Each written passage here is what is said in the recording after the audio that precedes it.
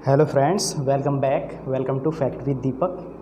आइएगा दोस्तों, स्वागत है आपका हमारे चैनल फैक्ट विद दीपक पर। और हमने नदियों को लगभग 95% फैक्ट जो हैं उनके हमने कवर कर लिए हैं। और अब जो हमारा जो है नदियों से संबंधित एक आज हम आपको पढ़ाएंगे अपवाह तंत्र, जिसको हम ड्रेनेज पैटर्न बोलते हैं। करना कुछ नहीं है, समझना है और बस रटना है इसमें। ओके, चलिएगा। तो सबसे पहले हम 4 क्वेश्चन के आपको आंसर बता देते हैं। संयुक्त राष्ट्र मानवाधिकार आयोग का मुख्यालय कहाँ है? संयुक्त राष्ट्र मानवाधिकार आयोग का मुख्यालय कहाँ है? स्विट्ज़रलैंड में, जेनेवा में, है ना। तो कहाँ है फ्रेंड्स? जेनेवा में। राज्य विश्वविद्यालयों के कुलाधिपति कौन होते हैं? उसी राज्य के राज्यपाल को इंग्लिश में क्या बोलते हैं? गवर्नर। अंतरिक्ष में उड़ान भरने वाला पहला जानवर कुत्ता। पहला जानवर कुत्ता है ना। और पालतू बुलाया जाने वाला पहला जानवर ये भी कुत्ता ही है। इंटरपोल, अंतर्राष्ट्रीय पुलिस, इसका मुख्यालय कहाँ है? लियोन, पेरिस में। लियोन, पेरिस, है ना। लियोन ने। ओके, चलिएगा। आज हम आपका स्टार्ट करते हैं अपवाह तंत्र, ड्रेनेज पैटर्न। ओके, तो आप हेडिंग डाल लीजिए।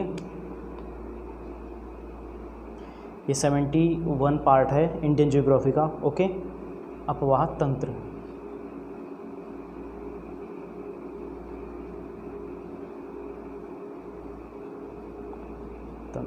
इंग्लिश में ड्रेनेज पैटर्न, है ना। Drainage pattern. ओके, तो लिखिएगा आप, भारत में नदियों का अपवाह या प्रतिरूप ड्रेनेज पैटर्न कहलाता है ना। अपवाह से मतलब समझ रहे फ्रेंड आप? अपवाह किसे बोलते हैं? किसी नदी का, जैसे ये नदी गंगा है, किसी नदी का जहाँ से भी सहायक नदियाँ उसको मिली, जैसे यहाँ तक, है ना। यो फिर यहाँ से यमुना चली गई और यहाँ से और नदियाँ मिल गई, कई सारी नदियाँ मिल गई, है ना। तो ये जो क्षेत्र है ना उसका, गंगा का, जहाँ से उसको पानी मिल रहा है, उसको हम क्या बोलते हैं? अपवाह क्षेत्र। ओके, ये परिभाषा लिख लीजिएगा आप, फिर नोट करके लिखिएगा। सबसे बड़ा, भारत में सबसे बड़ा अपवाह तंत्र किसका है? तो आप कहेंगे गंगा नदी का, है ना। गंगा नदी का क्वेश्चन पूछा जा चुका है कई बार। ओके, मैंने आपको परिभाषा बता दी। ओके, अपवाह प्रतिरूपों को यानी ड्रेनेज पैटर्न को हम 6 भागों में बांटते हैं। कितने भागों में फ्रेंड्स? 6 भागों में। अब क्वेश्चन कैसे आता है हम आपको बताएंगे। पहले 6 भाग आप सुन लीजिए। 6 भागों में बांट दिया है ना अपवाह प्रतिरूप। नंबर 1 हमने डाला पूर्ववर्ती अपवाह तंत्र। दूसरा डाला हमने अध्यारोपित अपवाह तंत्र। पहले मैं आपको एक के बारे में बता दूं, है ना। किसके बारे में? एक के बारे में बताता मैं तुम्हें। तो लिखिएगा पूर्ववर्ती अपवाह तंत्र। तो इसमें लिखिएगा पूर्व मतलब पहले, वर्ती माने बहने वाली या मतलब क्रिया करने वाली। तो पूर्ववर्ती यानी किससे? हिमालय से पहले, है ना। हिमालय से पहले ऐसे था ना, पेंजिया, यहाँ पर टैथिस सागर था, Angara land, Gondwana land, Angara land, बीच में टैथिस सागर था, यहाँ हिमालय खड़ा हो गया। तो जैसे ही नदियाँ इधर से ऐसे बहती थी ना, आज भी उसी रूप में बह रही है। तो कौन सी? तो इन नदियों को क्या नाम देंगे हम? हिमालय से निकलने वाली नदियाँ या हिमालयी नदियाँ, है ना। पूर्ववर्ती है। और कौन सी है? तो लिखिएगा सिंधु, सतलज, क्या हो गई? सिंधु, सतलज, गंगा, इसके बाद आती है गंगा। और नंबर 4 ब्रह्मपुत्र, है ना। ब्रह्मपुत्र। ओके, ये चारों नदियाँ पूर्ववर्ती हैं। क्वेश्चन ऐसे पूछ लेता है, 3 दे देगा आपको कि बताइए कौन सी पूर्ववर्ती नहीं है, या 3 कोई दूसरी दे देगा और पूछेगा आपसे कि कौन सी पूर्ववर्ती है। ओके, बस इसमें जानने लायक कुछ नहीं है। अपवाह तंत्र मैंने आपको बता दिया क्या होता है ना। अब डालिएगा आप अध्यारोपित प्रतिरूप, दूसरा अध्यारोपित अपवाह तंत्र, अध्यारोपित अपवाह तंत्र।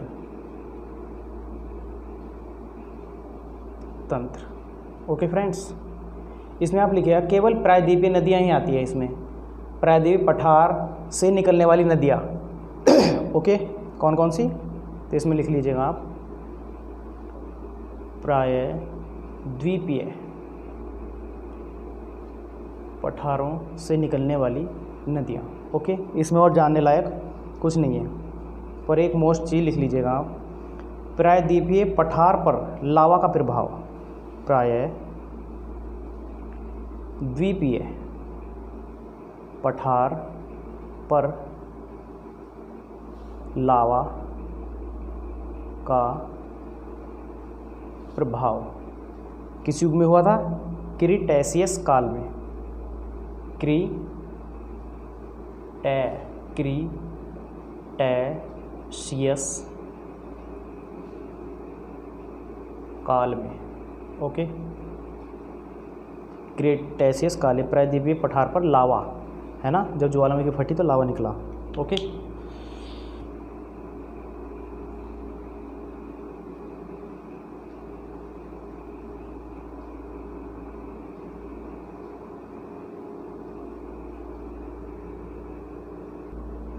ओके फ्रेंड, तो क्या हो गए, अध्यारोपित है ना। इसकी नदियाँ, प्रायद्वीपीय भारत की जो नदियाँ हैं मेन सी, सारी नहीं लिखेंगे आप, पर फिर भी मेन लिख लीजिएगा। कौन सी आएगी इसमें, चंबल, सोन, है ना, दामोदर, नर्मदा, तापी, है ना, तापी हो गई, गोदावरी, कृष्णा को रख लेना, काफ़ी प्रसिद्ध नदियां हैं, गोदावरी, कृष्णा। ओके, ये तो आप सब जानते हैं इनके बारे में, कल मैंने अच्छे से बताया था। ओके, अब चौथा लिखिएगा आप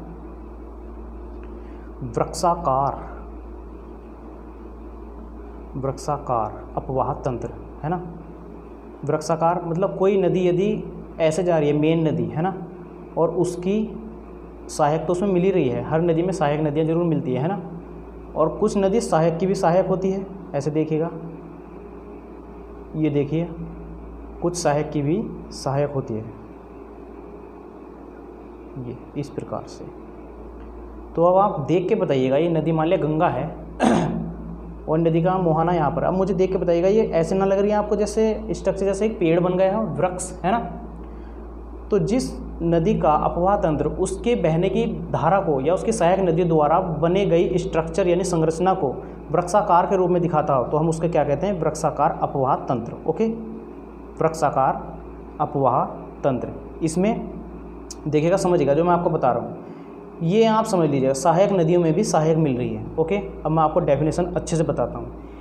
इसमें इस प्रकार की संरचना बन जाती है, देखिएगा, है ना, इस प्रकार की, जिससे सहायक नदियों की सहायक नदियाँ पाई जाती है ना, जो वृक्ष के जैसा दिखती है।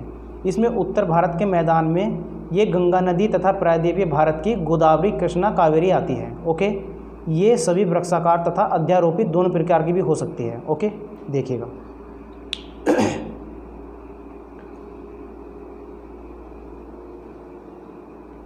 अब देखिएगा आप, अध्यारोपित मैंने भी आपको क्या लिखवाई, प्रायद्वीपीय पठार वाली, पर इसमें जो होगी ये कहाँ की होगी, उत्तर भारत में, उत्तर भारत की, और एकमात्र नदी है गंगा नदी। उत्तर भारत की एकमात्र नदी गंगा नदी है जो क्या बनाती है, वृक्षाकार अपवाह प्रतिरूप। और ये अगर मैं दक्षिण भारत की नदियों को देखूँ भाई कौन सी बना रही है, कौन सा प्रतिरूप, दक्षिण भारत के प्रायद्वीपीय नदियाँ कौन सी बना रही हैं, तो हमने भी आपको बताया तो कौन सा बना रही थी, अध्यारोपित। पर कुछ नदियाँ क्या बनाती है, वृक्षाकार भी बनाती है, वृक्षाकार, है ना। तो कौन कौन सी है, गोदावरी, कृष्णा, गोदावरी कृष्णा, कावेरी, है ना, ये बनाती है वृक्षाकार। ये दक्षिण भारत में वृक्षाकार बनाती है और ये उत्तर भारत में गंगा वृक्षाकार बनाती है ना। ये नहीं कि मतलब एक नदी एक ही अपवाद अंतर में होगी, ये गलत बात है, 3 में भी हो सकती है। जैसे गोदावरी कृष्णा कावेरी और गोदावरी कृष्णा दोनों उधर हैं, है ना, तो किस में है, अध्यारोपित में भी आ गई है। ओके, चलिएगा 3 हो गए, है ना। लिखिएगा नंबर 4 लिखिएगा आप अरिय, अरिय, अरिय या अपकेंद्रीय, अपकेंद्रीय, अपकेंद्रीय, अरिय अपकेंद्रीय को इंग्लिश में क्या कहते हैं, रेडियल, है ना, रेडियल ड्रेनेज पैटर्न। ओके, इसमें क्या होता है, इसमें एक ऐसा पठार होता है, ऐसा पठार या स्थान जिससे कई नदियाँ निकलकर लिख लेना आप, चारों दिशाओं में जाती हो, चारों दिशाओं में जाती हो। ओके, जैसे पठार है, एक नदी इधर जाएगी, एक इधर और एक इधर, है ना, चारों दिशाओं में जा रही, तो इसको क्या कहेंगे, अरिय, अपकेंद्रीय, रेडियल। ओके, चार दिशाओं में भेजता है या निकलती है। जैसे अमरकंटक का पठार, अमरकंटक का पठार, है ना, पठार, ये अमरकंटक का पठार समझ लीजिए, है ना। ये इधर को कौन सी चली जाती है भाई, गंगा में मिलती है सोन, इधर कौन चली जाती है, नर्मदा, है ना, नर्मदा, और इधर आ जाती है कौन सी, महानदी। बस ये चारों दिशा में भेज रहा है ना। देखिएगा अरिय, अरिय अपकेंद्रीय, रेडियल। ओके, चलिएगा अब 5वां लिखिएगा आप, 5वां अपवाह तंत्र समांतर, है ना, समांतर, पैरेलल। 5वां समानांतर अपवाह तंत्र। ओके, समांतर अपवाह तंत्र। ओके, इसमें लिख लीजिएगा आप, इंग्लिश में पैरेलल जरूर लिख लीजिए, है ना, पैरेलल। ओके, इंग्लिश मेरी इतनी अच्छी नहीं है। इसमें लिखिएगा आप, ये वहाँ पाया जाता है जहाँ नदियों का उद्गम और मुहाना नज़दीक हो, जिनकी गति तीव्र हो। जैसे पश्चिम घाट की सारी नदियाँ, हमने कल आपको पश्चिम घाट की नदियाँ बताई थी। ओके, ऐसे ये हमारा पश्चिमी घाट है, ये तट है, तो ये वहाँ पाया जाता है जहाँ नदियों का, लिखिएगा, नदियों का उद्गम, उद्गम जहाँ से निकल रही है। ओके, उद्गम और मुहाना नज़दीक हो, नज़दीक हो, है ना। उद्गम जैसे यहाँ से निकली और मुहाना यहाँ, लंबाई छोटी, गति तेज, है ना, गति तेज, तो ऐसी नदियाँ कहाँ पाई जाएगी, पश्चिमी घाट में पाई जाएगी भाई। पश्चिमी घाट की ऊंचाई बता रही है ना, बहुत है। ओके, अब लिखिएगा आप खंडित या विलुप्त, खंडित या विलुप्त अपवाह तंत्र, खंडित या विलुप्त, खंडित या विलुप्त, विलुप्त, खंडित या विलुप्त, है ना। इसका इंटरमाइलेंट कुछ भी लिख सकते हैं आप इंग्लिश में, है ना। आप देखिएगा, जब नदी बहती हुई अचानक विलुप्त हो जाती है, जब नदी बहती हुई अचानक विलुप्त हो जाती है, तो उसको क्या कहते हैं, खंडित या विलुप्त, कि नदी खंडित हो गई या भाई विलुप्त हो गई। एग्जाम्पल में आप लिख लीजिएगा इसके, हिमालयी नदियाँ, है ना, हिमालयी नदियाँ या भावर क्षेत्र। हिमालयी नदियाँ मैंने आपको शुरू में लिखवाई है, किसमें कि वृक्षाकार तंत्र बना रही है ना, उत्तरी मैदान की। पर हिमालयी नदियाँ अधिकतर जैसे कोसी, गंडक, पंडक, ये सभी इसमें आ रही है ना। भावर क्षेत्र क्या होता है, भावर क्षेत्र जैसे ऐसा क्षेत्र जहाँ बृहद तथा लघु तथा शिवालिक हिमालय से निकलकर नदियों में पत्थर जमा कर दिए जाते हैं तथा वे नदियाँ उनमें ही विलुप्त हो जाती है। जैसे बृहद हिमालय हुआ भाई, बृहद हिमालय हुआ, फिर लघु हुआ, सॉरी ऐसे है ना। हिमालय कैसा है दोस्तों हमारा, बृहद, लघु, शिवालिक, है ना, ऐसे। तो कोई नदी इस हिमालय से निकलकर, है ना, ये ऐसे हिमालय है ना, इस हिमालय से निकलकर आ रही थी इधर को और पत्थरों में यहीं के यहीं लुप्त हो गई, तो भाई ऐसी नदी को हमने क्या कह दिया, खंडित या विलुप्त। कुछ यहाँ से निकल के आई थी लघु में, वो शिवालिक में आती आती पत्थरों में छिप गई, है ना। तो बस समझदार के लिए सारा काफ़ी है। और कक्षा 2 के बच्चे तो होना कि मैं तो नदी दिखाऊँ मोबाइल में, है ना। तो चलिएगा फ्रेंड्स, आपकी नदियाँ ख़त्म, है ना, और प्रैक्टिस सेट में आगे कराता रहूँगा। पर हम कल आपको क्या देंगे, कल मैं आपको झील देता हूँ, झील के बाद आपको चक्रवात का एक वीडियो दूंगा, है ना, चक्रवात, साइक्लोन। ओके, तो चलिएगा, लिखिएगा आप 4 क्वेश्चन। पहला क्वेश्चन लिखिएगा फ्रेंड्स, पहला क्वेश्चन लिखिएगा, किस व्यक्ति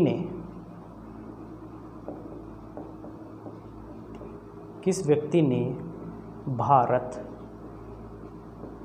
तथा पाकिस्तान के सर्वोच्च पुरस्कार प्राप्त किए। ओके, सही चमक रहा है ना। दूसरा आप लिखिए, भारतीय राजनीतिक व्यवस्था में, भारतीय राजनीतिक